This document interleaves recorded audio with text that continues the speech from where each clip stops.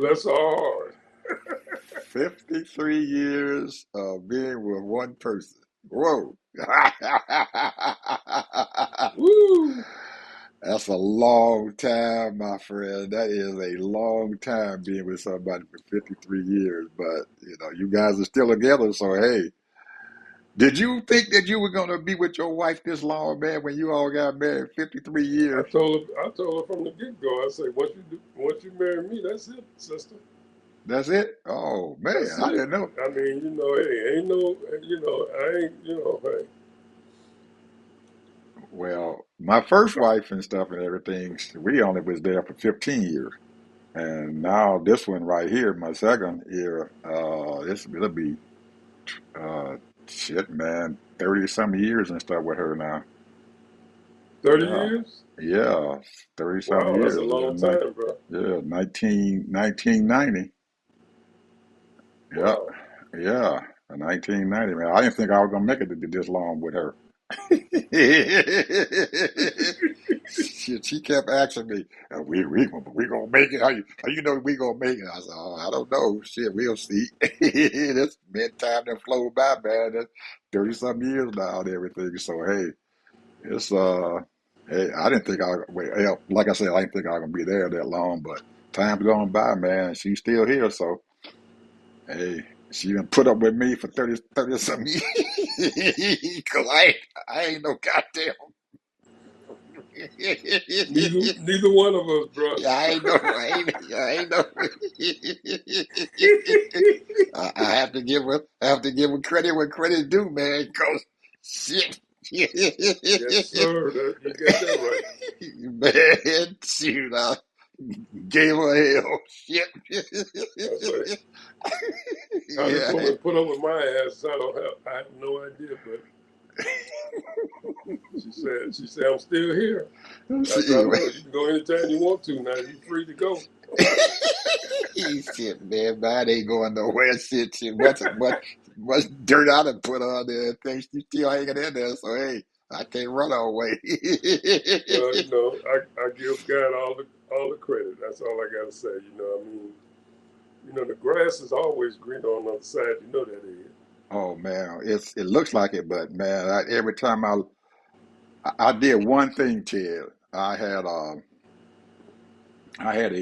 group thing that I used to work with and everything Let me there, turn and this air off for a minute. yeah, we had this the domestic violence class and stuff that I was involved in Kankakee back in 1995 and 96. And I was a counselor and stuff there for them for I did it for almost 4 years. Mm. Yeah, and man, there were people and stuff. Men. I just dealt with the men. They come there, and man, some of those guys they were court ordered to come, and they had to be there for like 26 weeks. And after that and everything, then if they came and they did what they thought they had done, they go back before the judge, and we send a report to the judge, tell them how they did and what happened and stuff with them. And if they did okay, then he released them without any charges or whatever, without any Mm. cases against them. So man, we had some people, man, that came.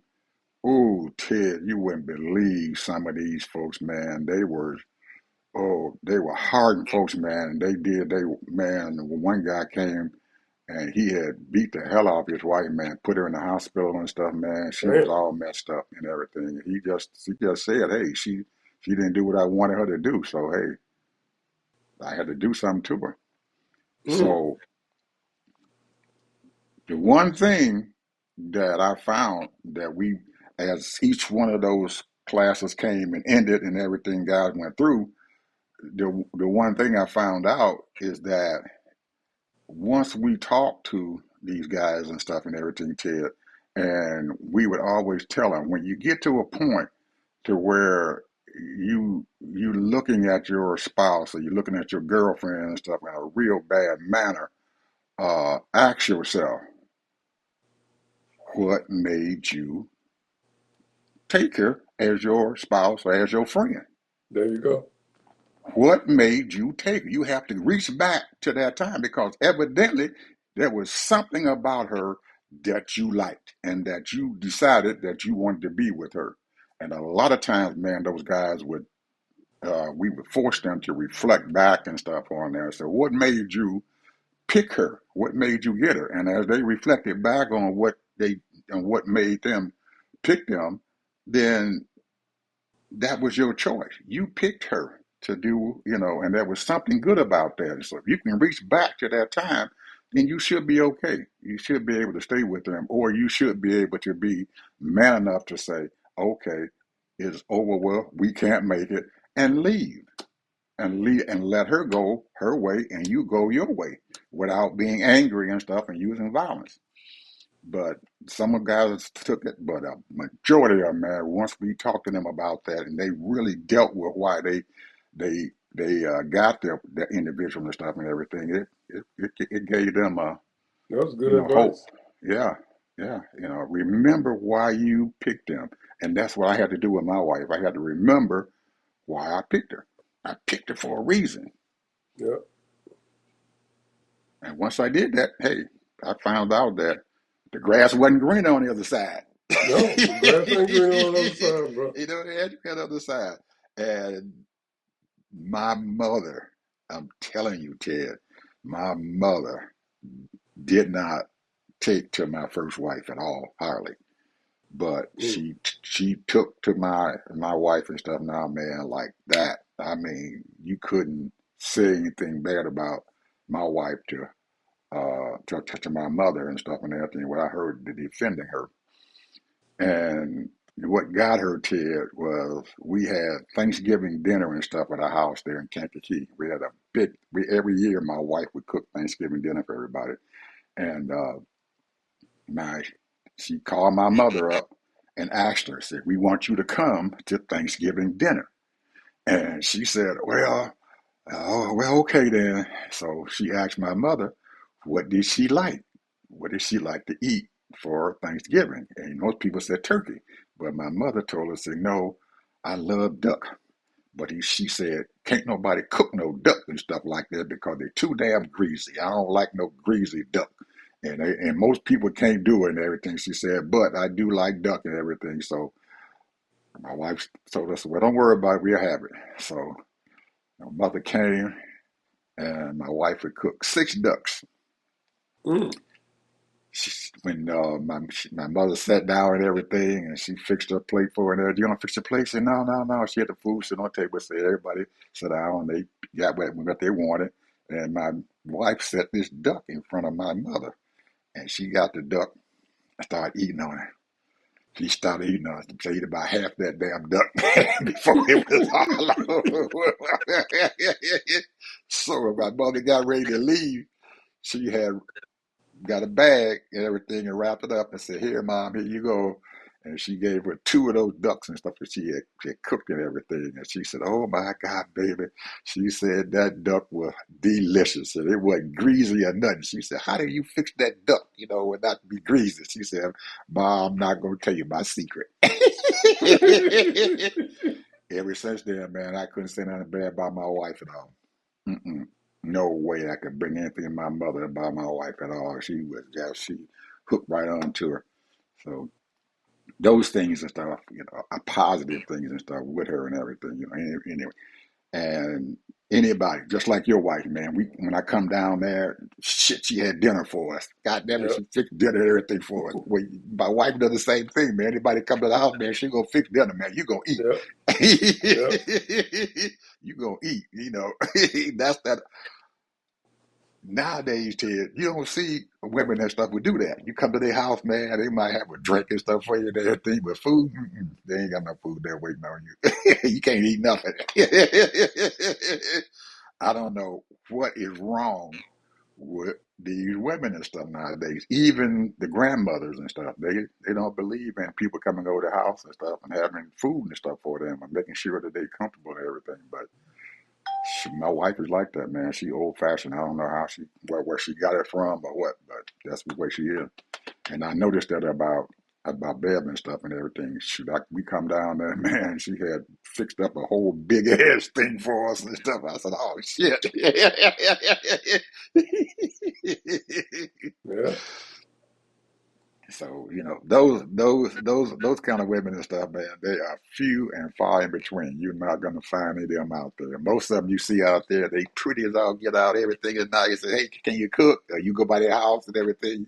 They fix some food and everything, man. That shit nasty as hell. You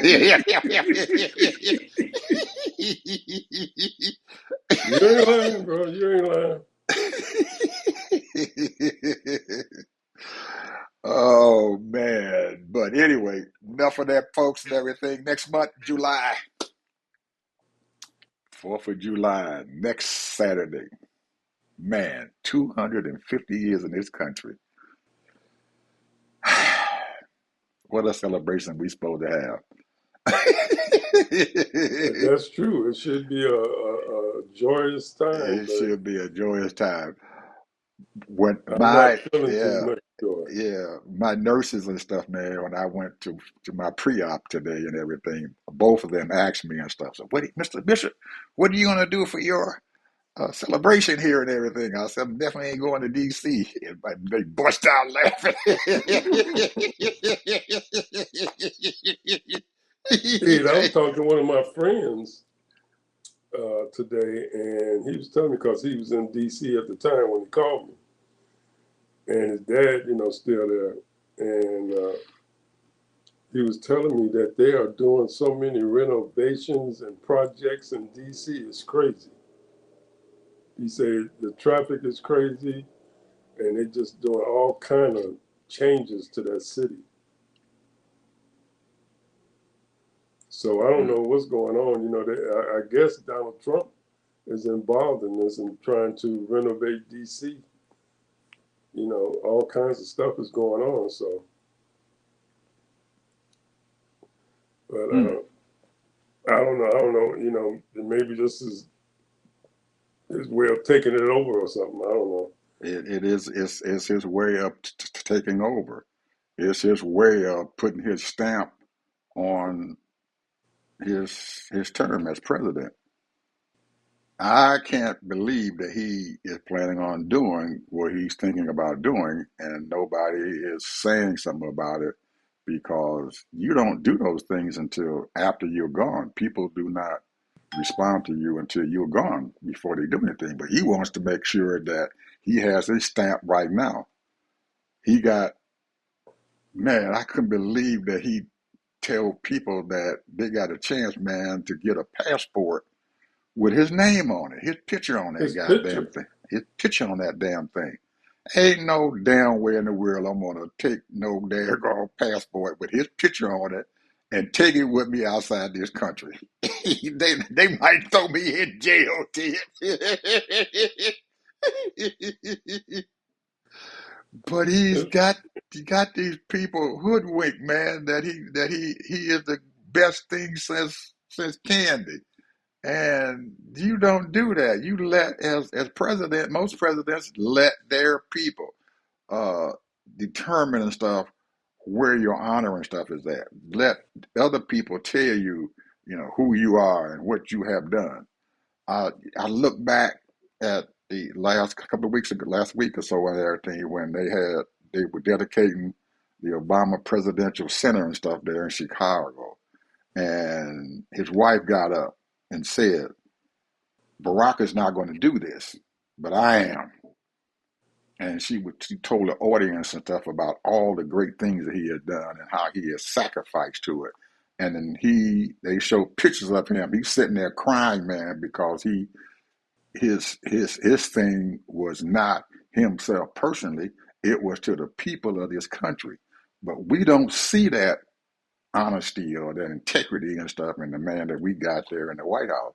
He wants to force his integrity on people. You don't force stuff on other people. You let your actions speak for you. Your main thing is, as president, is to serve the people of this country. And I don't see him doing that. And that's probably one of the worst things that happened. And now he doesn't see it. And the people around him and stuff is not capable of telling him everything. You that's not your responsibility. Your thing is to take care of people. Your honor and your integrity and how people see you will come afterwards. You know, the one thing that I admire about Michelle is that she don't mind telling about her feelings about her man. And the one thing she said that really struck me, and which I already knew to a certain degree, but I didn't know it was that deep. She said he is a man of character. Hmm. Character. You know, when your wife tell you that you are a man of character, bruh, meaning that no matter where he's at, he is a man of character. In the house, outside the house. He ain't putting on no show. He's the same way in the house and out the house. And Ted, it shows whenever he goes out in public. It shows. There's a natural attraction, everything to him, and he is, and people are okay with it. And I'm talking about white folks, black people, everybody. He can't go nowhere and stuff where people do not like him, and we don't It's see that. amazing. It's Yeah. amazing, man. You know, for to have that kind of, and we've read his stories and heard him talk about certain things, and when he was in Chicago, and you know, Chicago ain't no easy city to be walking through, bro. Oh man, and especially the places that he was going to. That's what I'm Artdale, saying. Artdale Gardens. He went into Artdale Gardens, man. And you folks out there, if you're not a Chicago person, you have no idea what we mean by Artdale Gardens. It is. You don't go into Artdale Gardens, man, and you put your life in danger. Oh Especially man. during the times he was doing it. Oh man, shoot. You go up in there, man, and play basketball up in there. Shit, you better not win. You couldn't get out there and play. You ain't but one way in and one way out. That's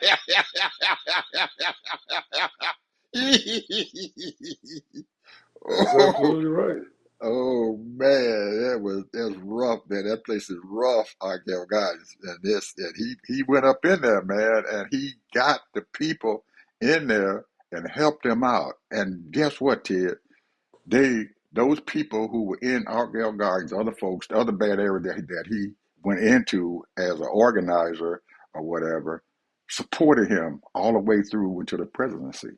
They Hmm. all supported him. They supported him when he ran for the House, the Illinois House of Representatives. They supported him when he ran for U.S. Senator and stuff for the state of Illinois. And they supported him when he ran for president. They stuck with him through that whole time. And a lot of those people were older folks and everything, and young people and everything. They backed him up. He had people and stuff too that were with him when he first came to Chicago who helped him to do his camp. He had an Obama camp. A lot of people didn't know about that. But right before after he announced his presidency in 2007 at the down there on the steps of the state capitol of Springfield, he had started having camps there in Chicago. And in these camps and stuff, he would bring volunteers and stuff from all over the country to come to his camp. And there was a 1 week camp, and the people and stuff who were running the camp were the trainers and stuff for us. They trained us what to do and stuff as volunteers and stuff for Obama. That's how I really got into dealing with stuff with him, because I went up there for that 1 week thing, and man, it was tremendous. And some, like I said, a lot of the people and stuff and everything who were helping to run the camp came from out Gale Gardens or on the west side of Chicago. They were there and stuff to talk to the volunteers who came there, and a lot of them, man, there's stories about him and what he did for them and how he helped them and everything, and how they now giving up themselves and everything to help him to get elected to be president. It was touching, man, a lot of times, and that's how he got his army together. Most people didn't realize that and said, well, what the heck he did. That's how he built that army so he can win. And man, it was. There are so many stories too I can tell you about that. It's a crying shame, but that was something. And matter of fact, he even the last day of the training camp was on that Friday. He would show up. He showed up and everything, and sat down with the group and everything, and talked to them. I think that group that we came there with us, there was about 40 people, and they were familiar with him, man. They had people and stuff, man, from Washington, state of Washington, Seattle, Washington. We had people from California, Texas. We had people from North Carolina, some states on the East Coast and everything. They all came there, and we got to be friends and stuff with them, and a lot of them, man, they still text me every now and then and everything, and tell me how they're doing or email me. So we gather friendships and stuff. Then, man, it was. I'm telling you, Ted, it was absolutely great. I enjoyed it. That's why I went to Texas. It is when he had the primary in Texas, and I went to South Carolina when he had the primary in South Carolina, and I went to North Carolina when he had the primary there. And worked for him. Went out there, walked the streets, knocked on doors. Matter of fact, one of the trips that I made there to South Carolina, my wife came with me, and we both got on the bus and everything, and they drove the bus from Atlanta over to South Carolina, and we was in uh, Charleston, I think it was, yeah, right, the capital of South Carolina. And man, they gave us a district to go to, and they gave us a pad and everything. And so, okay, you knock on these people's doors and everything and stuff, and tell them who Obama is. And me and the wife, they put us to the worst area, man, where all the Negroes was at, man. Shit. On them country Ooh. buckins. Hey, man, they had some bad areas and stuff there in South Carolina, there, man. Ooh, but we were raised up in Chicago, man, in the worst areas and stuff there. So it didn't bother us to go there. Now you couldn't get the white people to do that. The white volunteers wouldn't do that. They didn't. We can't go over there. But a lot of them didn't realize, Ted, that they're safer in the black neighborhood than we are in the white neighborhood. Ain't no black folks gonna bother no white people or no, especially down in the South. Shit, man, you getting lynched and killed. You mess with somebody white. You know, when you mentioned North Carolina, there's a story that I heard of is about this person who was a judge, and this is the North Carolina airport. And there was several police officers that was mistreating. Every time a black person came into the airport, they would harass them. They would pick and choose people to harass. They messed around and chose the wrong one, bro. This lady, who happened to be a judge, a Harvard graduate, by the way, and the police officer didn't realize it at the time, and he said that you have no right being here. Get out of this section. And she said, well, I have my blah, blah, blah. And Tom said, oh, you going to talk back to me? You have no reason to be here. But anyway, to make a long story short, they dragged her there and bruised her up, her arm and face and everything. And she took the guy to court, prosecuted him. He got 8 years, police officer. Mm. The guy had something like almost 100 complaints, and his supervisor just played it off and said, "Oh, don't worry about it, blah blah blah." And he had nothing on his record, but there had been people that had complained over Mm-hmm. almost 100, like I said. And so, to make a long story short, she ended up winning the case. He got 8 years. The supervisor got 4 years, and the police or other police officers were there. They lost their pensions and were fired. They offered her when she went to sue them, they offered her $5 million. She said, no, no, no. She ended up getting something like $20 million. Not only that, she even got more money for pecuniary damages. Mm-hmm. And then on top of that, what she wanted was them to revamp that whole place. And they was fighting and screaming and kicking, but they had to do it because she had formed, with her money, formed an organization for those people that complained in that North Carolina place, Mm-hmm. airport, and they all sued too, and they got millions of dollars. Whoa. Plus, on top of that, they fired every police officer who worked there and revamped that whole place and changed their whole policy. And I was thinking about that. I said, now I can't say that if that was planned because a lot of people maybe came to the judge and told her about the situation or whatever, and here's somebody, a scholarly judge, got treated the same way. I don't know if they scheduled that to try to see if they can catch this racist dog. But when you think about it, if it was incidental or just by happenstance, that was one of the greatest things, as far as I'm concerned, for civil rights has ever happened. One of them. Took down Well, that whole airport, bro. hey, those things have to happen to you. And I'm pretty sure that when she first filed her complaint and everything, they probably didn't take her complaint and stuff very seriously.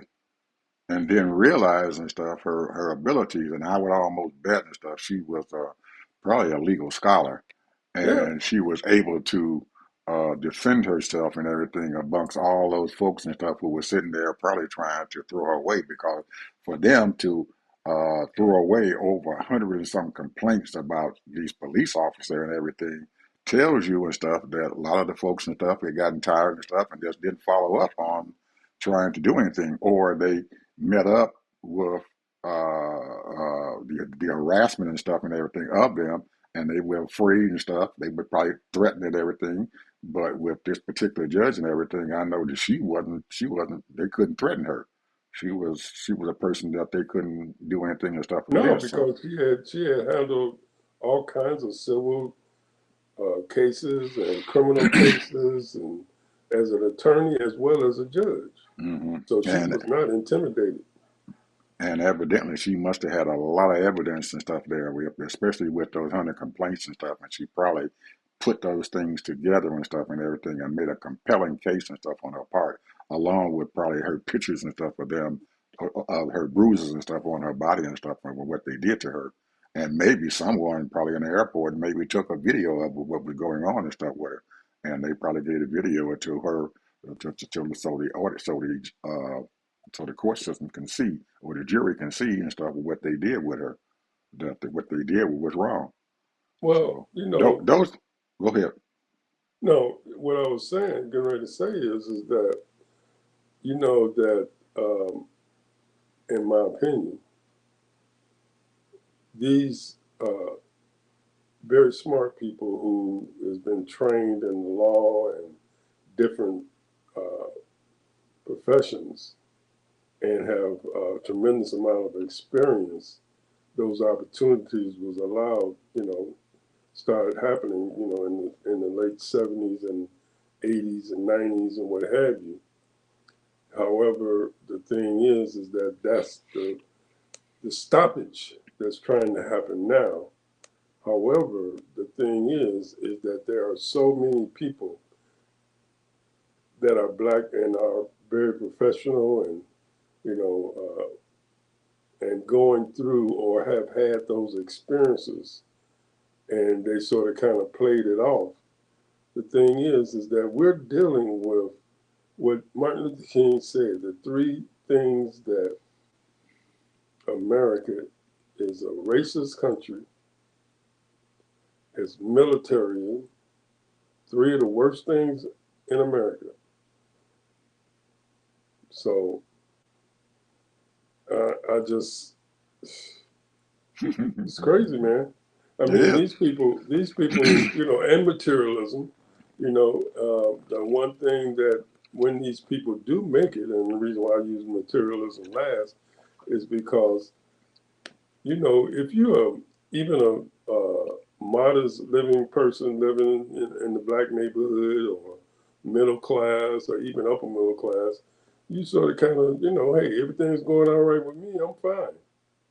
But the bottom line is that, I like to think that, you need to reach back. You need to help. You need to do something. If it ain't nothing but a little something. And a lot of these people have gotten very comfortable and they don't realize that for the most part, they're, and when I say they, I ain't talking about all white folks, I ain't talking about all in whatever, but for the most part, they have stopped so many successful people or attempted to stop so many successful people or hold back so many successful people or smart people that has missed out on their dreams or the things that make their own community better. I mean, right now we are going through a awareness time when anybody that tries to come against black people, a lot of black people are woke. So if like for example, there's a boycott on Asians businesses.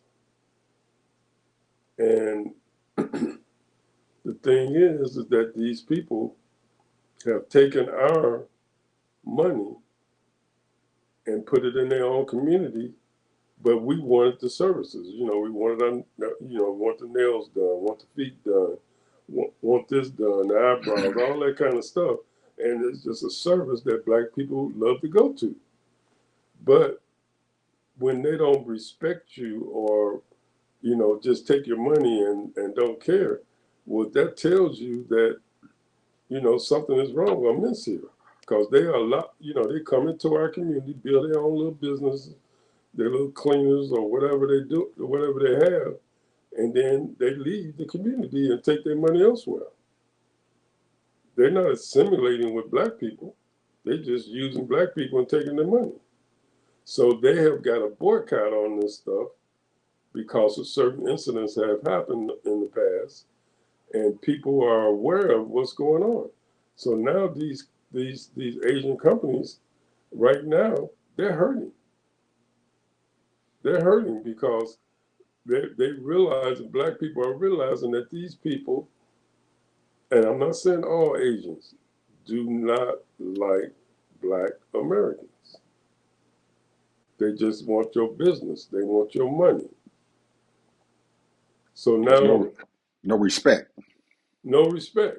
I don't mind giving my business to anybody that give me good service and respect me as far as a customer. You know, you ain't gotta like me because I'm just gonna buy something and leave. But if I don't get the respect and appreciation for my business, why should I shop there? Why should I Well, shop there? That don't well, make no sense.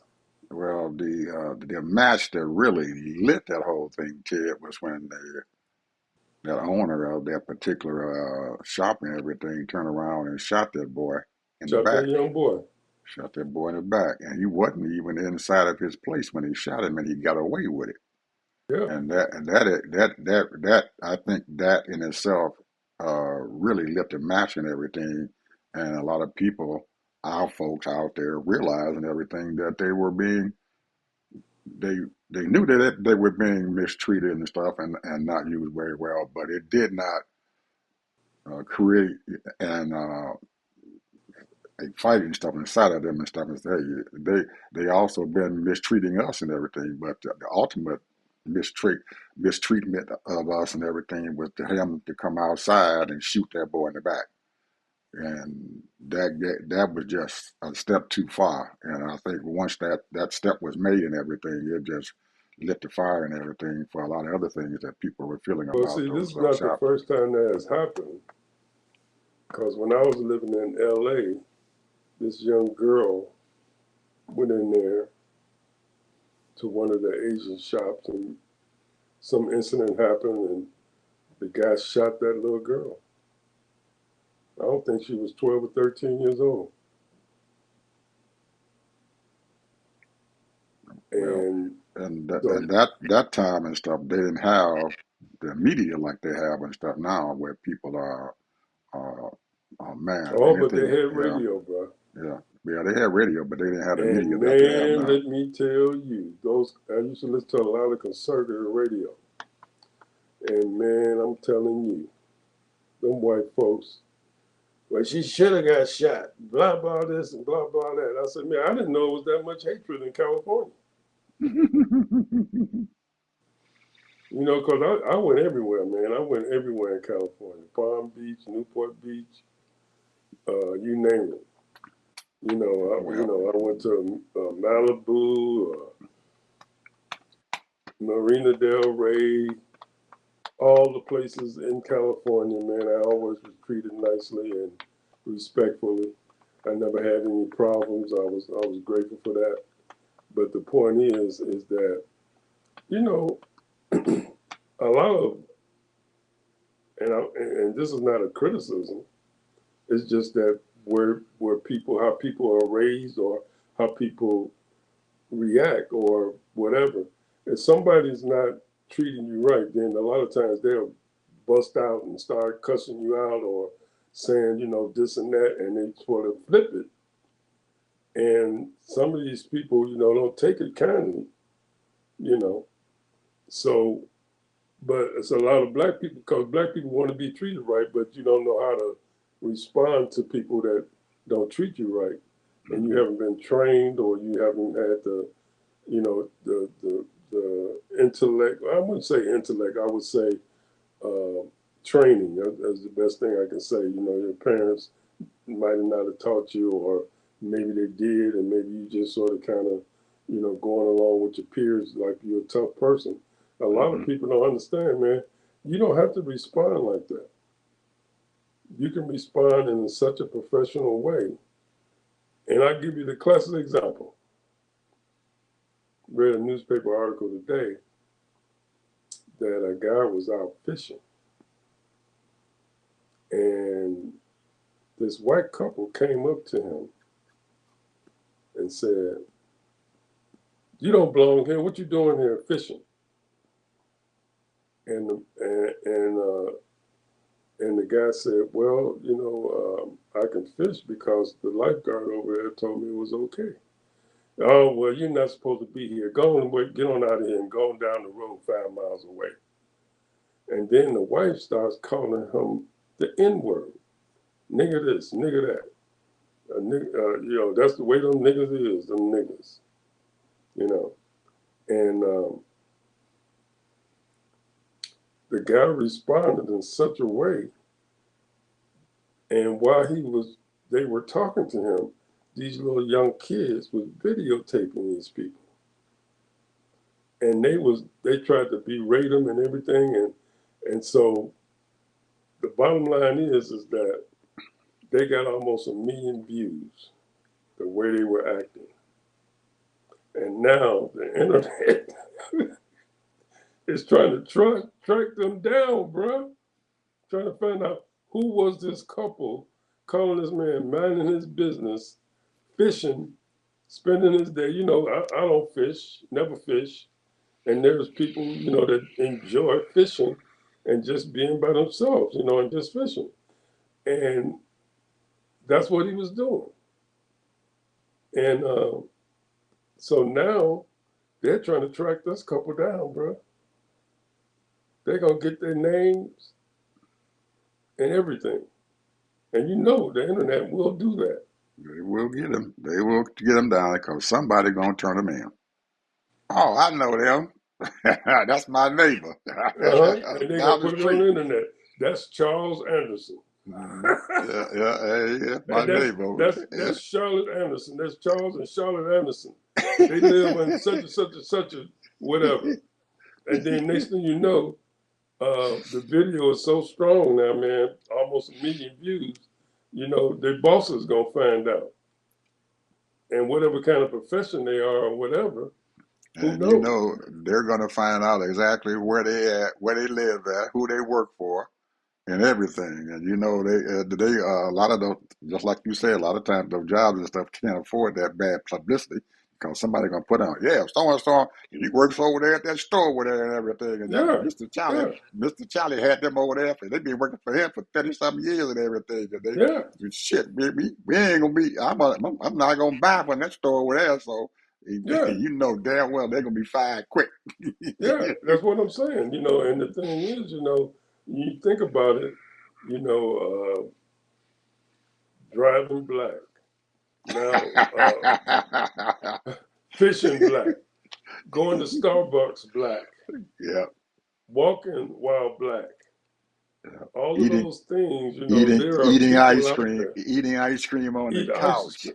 Yeah, in your apartment. yeah.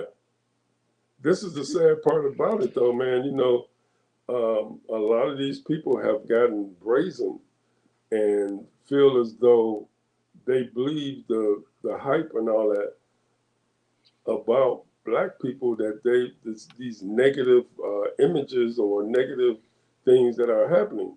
But these people don't realize that the news people, they exploit us, whether it's positive or negative. You know, they over commercialize us in both categories, negative and positive. When we do when we do anything that is negative, it is a loop. It is a loop. And Well, if we are exceptional, like a LeBron James or Jay Z or Beyonce or Whitney Houston, they exploit that for their benefit as well because that's going to give them eyeballs. absolutely. Or Oprah Winfrey and stuff, and when Oprah Winfrey. or when a lady disown her, that oh man, shoot, that I know that woman who who did that to Oprah. They just ooh man, that ooh. I would not have liked to have been in that lady's shoes because I know daggone well she will never get a job nowhere, and they done blackball her all over the place for messing with Oprah Winfrey. But anyway, Ted, an example of what you were talking about there about the lady who was in North Carolina at the airport and everything, and how she was a judge and she won her case and all that. Just a note for people and stuff out there. The Supreme Court handed down several cases uh, uh, yesterday, or today, and one of the cases and stuff that was won by the Federal Reserve governor and stuff, Lisa Cook, she won her case, and Trump can't fire her. And Ooh, yeah, good. she won her case. In a 5-4 decision and stuff with the Supreme Court, they ruled in her favor and everything. And I'm pretty sure that and there was a caveat and stuff in their decision that yes, he can't bother the Federal Reserve governors and stuff because I'm pretty sure in her fight and everything, and her complaint and everything, and her suit that she had filed and everything, she probably included some legal documents and some legal precedents and stuff, and the fact that the Congress and stuff, when they created this position and stuff from the Federal Reserve and everything, they put in language and stuff inside of that law and everything that she used and everything to win that case. And the Supreme Court just could not overthrow that because she had brought those presidents and stuff in there. So it's how you fight your cases and stuff and everything. A lot of times is how you win. And if you don't do those things, if you don't have a good attorney or if you don't have a good legal precedence and stuff and everything, then it's you allowing the Supreme Court a chance and stuff to just throw you out and just misuse you. So when you going in there and you fighting Trump and everything, you better make sure that when you file your case and you file your complaint and everything, that you have everything in there and stuff, because it may go to the Supreme Court, and most of the time they're looking for a way to throw the daggone case out. And they could not throw hers out and everything because of her precedents that she had put in there. But in their precedents and stuff and everything, they just said, well, for the governors and stuff, and they turned around and they gave Trump more power and stuff and everything to fire a lot of those other federal agencies and stuff out there that he did not really have the power to do. So in a way, she won her case, but there also were a lot of people and stuff and everything out there in the federal judicial, federal system and stuff and everything, that the courts and stuff gave Trump the power to fire them and do what the heck he wanted to do with them. So there was a You know, loss when you talk about and the there was a federal win. government, Ed, I remember because when I got out of school, there's only two things, a couple of things I wanted to do. One of them was work for the federal government. Mm, I wanted to be an accountant and all that because I was into budgeting and all that stuff. And I used to read stories, before I, apply for a position, most positions, not all, but I would do a little research about who I'd be working for. And I used to read these articles about some of these federal people, and they could not be fired at that time. mm-hmm, And some of these people, when you change over administration, you know, they would try to, you know, denigrate you, do all kind of sabotage things so that you can just leave. mm-hmm, So there's one guy, I'll never forget this story. This one guy was sitting there, gave him a lesser office and all that stuff, and every day, and then they would never give him any kind of significant uh, work, and he would just come to work and sit there in that little bitty office they gave him, and until his retirement. mm-hmm. I Well, mean, the federal government is really a vicious place to work for because everything is political. They say it's not, but it is. And when you change administrations and all of that, they want their own people in there so that they can, reach the agenda that they want, and making sure that those people is for that particular administration, which what 2025 is all about. They have hired so many of their people that are in agreement with the 2025 agenda.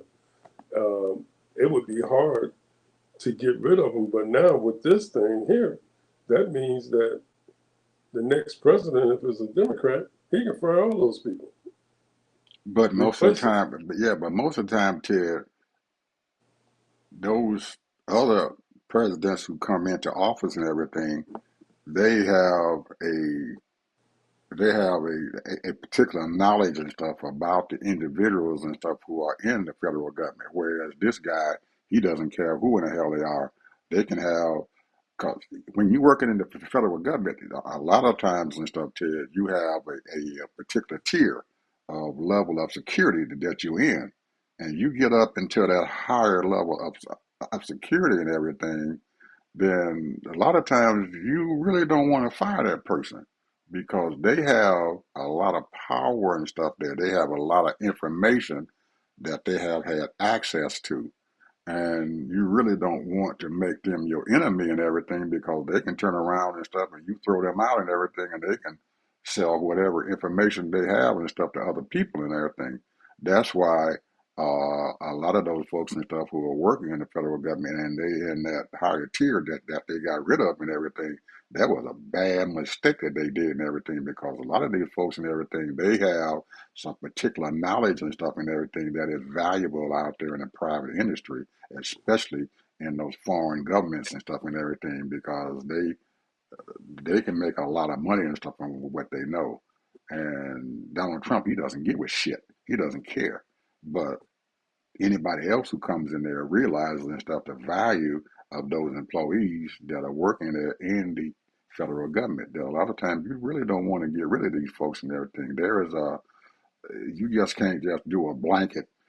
firing. I'm going to eliminate all these people over here without any cause or whatever, or even thinking about the value that these people and stuff have. That's why a lot of those government employees and stuff now, they have brought them back into the system and everything because they can't. Nobody else can be brought in there who knows what they know, so they have to hire them back. You it's this guy and stuff, Ted, he just does things like a bull in a china shop. You just tear shit up and don't realize the damage that he has done, the damage that he is causing. The JPCOA that Obama negotiated and stuff. He just tore that damn thing up without really realizing, hell, there's value in that daggone thing. He took the daggone He could have the upgraded it. man, yeah, he just threw it away. He took our programs and stuff and everything where we're giving money and stuff and everything to these foreign countries and stuff and everything, and throw that away. We don't need that. Throw it away. You can't do that. Those things and stuff have value that he doesn't understand, and now we're seeing that value going away. But he doesn't give a shit. He does. He can't see in front of his face. That's a bad precedence and stuff that he has set and stuff out there, and it's horrible what the heck he has done, and no one is out there articulating and stuff and everything the damage that he's done when he messed up the UMCA and stuff, and that the trade agreement and stuff between Canada and Mexico and stuff and everything. Man, that daggone thing was creating all kinds of jobs and stuff here in the United States and everything. And he just throw that thing by the wayside and everything. And now Canada done took off on their own, and they become a lot more powerful and stuff now than what they were and stuff before. You don't sit down there and beat up your daggone people who are working with you and the countries and stuff who are working with you. Canada became a lot stronger now, very strong. They got this. There's a contract and stuff there that they trying to negotiate for this F-35 jet and everything that they're trying to get Canada to buy. Canada say we ain't buying that jet no more.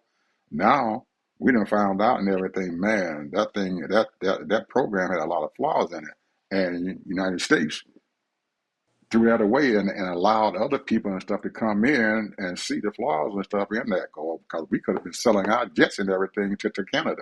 We done lost billions of dollars and everything because of that. I mean, billions of dollars. And he just messed up with these other countries over there in the European Union. Billions of dollars going away because he wants to be a fool. NATO, y'all are not paying that much for your security and stuff. We're paying all that money. Well, they're also paying you money and stuff to buy your armaments. They're buying our jets. They're buying our daggone ships and everything. They're buying a lot of our equipment, our armaments and everything. We done lost all that. That's gone. That money is gone. So that little money that we were spending for them in NATO, we were getting it back tenfold. He didn't realize that. We done lost all of that because he wants to be a damn fool. And this daggone thing with Iran, man, he done made Iran a very powerful country and stuff now. He done built them up, man. These people over there, oh shoot, Iran got more power than they ever thought they would have right now. Well, I have my reasons for being against the Pentagon. Not that the Pentagon has terrible people, but usually when you have a budget and you don't use all your budget, then your budget is going to be smaller the next year. And in that Pentagon, there's probably hundreds, if not thousands, of different programs that each department works through. And so they have realized that regardless if they need whatever they need and might not need it, they still order it.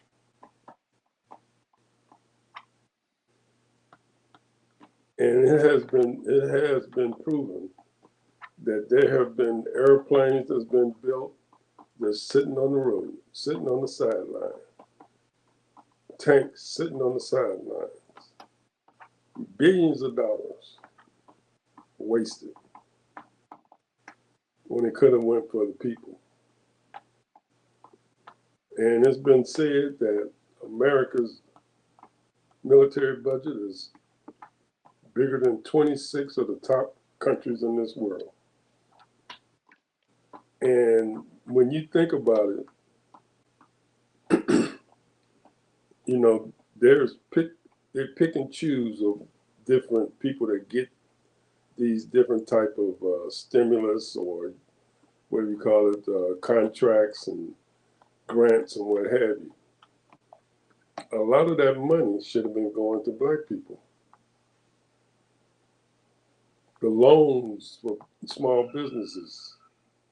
You know, when you say, we don't have no business in our community, we don't have any grocery stores, we don't have this one, because the reason why these, you know, you have to have capital.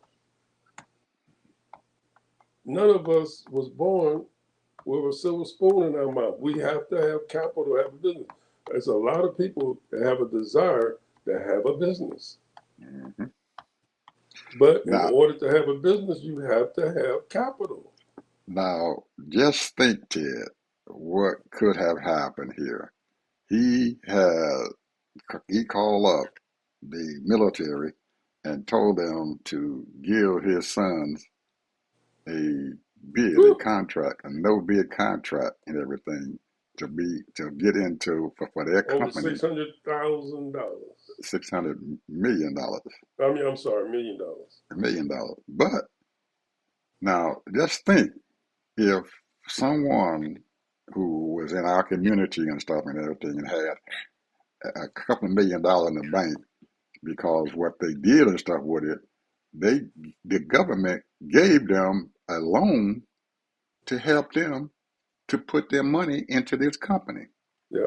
so they can bid on this thing. The government gave them a loan so they can bid on this daggone thing. So they didn't take any money out of their pocket. They just got a loan from the government so they can put their money into this company, and now the company worth $3 or $4 billion. Just think if someone else outside there in our community or whatever and stuff had uh, gotten that contract and everything, and now they got plenty of money and stuff to sit down there and put our folks and stuff in our community to work. This is what's been going on for Yeah, decades. And the sad part about it, just like, you know, when they say we don't have nail shops and this and that and grocery stores and all that, that's the same thing that's going on. Because I'm gonna tell you, bro, you know, the NBA, black MBAs and black engineers and so on and so forth, architects, I can go on down the line, doctors. I mean, probably can't even count how many medical doctors want to have their own clinic, you know, and different things like that. Little small mechanic guys that want to have their own mechanic shop. But if you don't have access to capital, you can dream all you want. all You you can want. plan all you want. Yep, you need that Unless you money. go out there and know how to beg, or Hmm. you have to sell 40% of your company for And, somebody to contribute to your company, but you and won't have total ownership of it. absolutely. And who knows? They might not even pay the daggone loan back. They could just say, hey, we don't bankrupt and everything. We can't pay the daggone federal loan back and everything. And Trump's still sitting there Oh, they president. probably ain't gonna pay it back. They ain't They gonna ain't pay gonna it pay. back. You know they're not gonna pay it back. They're not gonna pay that loan back, and it'll wind up someplace, somewhere on somebody's desk in a daggone trash can somewhere and everything. That loan, nobody know where the money is at, because guess what? And we talked about this before. The armed services, whatever the defense contracts and stuff, have not passed a budget and audit in how long? 7 years. Many years They ain't passed an audit in 7 years. So you know that there's a lot of money out there, Ted, that's missing missing. out of that budget. And to sit down there and have over $1 trillion and stuff that they have budgeted to you, and you're back in Congress and stuff begging for another 300 and some $1 billion. What the hell is going on? And nobody's even talking about all the money that they have lost in this daggone bull crap war that he done started in January and Now we know February. it's over 100 billion. Oh man, they done wrecked it, man. We done lost all them bases over there. Every one of them. They are gone. A lot of money. Final word, Ted. Well, we're rounding out the 250 year of this nation, and you said something that struck me, and I'm gonna agree with this. Celebrate anyway. You ain't got to celebrate going to parades or nothing like that, but be appreciative of our forefathers, our ancestors, and brothers, what they did, and some of them did minuscule things, some of them did very important things, but you know, they always, when you think about it, they say, hey, I'm gonna make it better for my children and my children's children. What I'm doing now, I'm gonna be an example.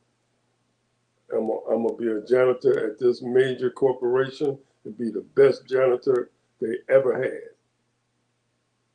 So when they see a black man, they're gonna say, "Oh yeah, that George, that is an excellent worker." And so that right there, one little thing he said, "Hey, I think I'm gonna give another black guy another shot. Give it, a shot." Little things like that, you know, where I appreciate, because a lot of times we are not there. We wouldn't be able to get that job unless the other black person who got there first did an excellent job or the best job they can do. And they kept their nose clean. And that's why we are what we are, because of a lot of people came before us through the years. Now we've been working in federal government for centuries,